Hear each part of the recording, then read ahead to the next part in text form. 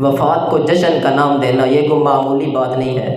کچھ حیا نہیں آیا، تھوڑی سی بھی شرم نہیں آئی کہ اپنے نبی کا کیک کے اوپر نام لکھ کے اپنے ہاتھ کے ذریعے چھری کے ذریعے کاٹ دیا، کسی کو بھی شرم نہیں آئی۔ الیس منکم رجل رشید، ان میں سے کوئی بندہ بھی با حیا نہیں ہے یار اپنے نبی کا نام لکھ کر اپنے ہاتھ کے ذریعے چھری کے ذریعے نبی کا نام کاٹ دیتے ہو۔ یہ وہ نام ہے، حضرت رسول اللہ صلی اللہ علیہ وسلم نے حضرت علی کو فرمایا اے علی محمد بن عبداللہ رہنے دو، محمد رسول اللہ کاٹ دو۔ حضرت علی کہتے ہیں اللہ کے رسول مجھ سے یہ برداشت نہیں ہو سکتا، میرے ہاتھ محمد رسول اللہ کو مٹا نہیں سکتے۔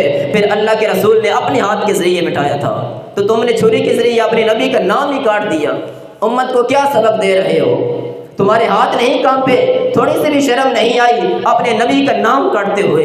تو سوچنے کی بات ہے۔ نبی کریم صلی اللہ علیہ وسلم کی سیرت کو پڑھیے، ان کی وفات کو پڑھیے، اور جو جشن منا رہے ہیں ان کو بتائیں کہ یہ جشن نہیں ہے، نبی علیہ الصلوۃ والسلام کے جشن کو چھوڑیے، مشن کو اپنائیے۔ تو انشاءاللہ اگلا خطبہ جمعہ ہوگا مشن مصطفیٰ، رسول اللہ صلی اللہ علیہ وسلم کا مشن کیسے تھا۔ تو اللہ تعالیٰ سے دعا ہے جو کچھ سنا سنایا اللہ تعالیٰ اس پہ عمل کرنے کی توفیق عطا فرمائے۔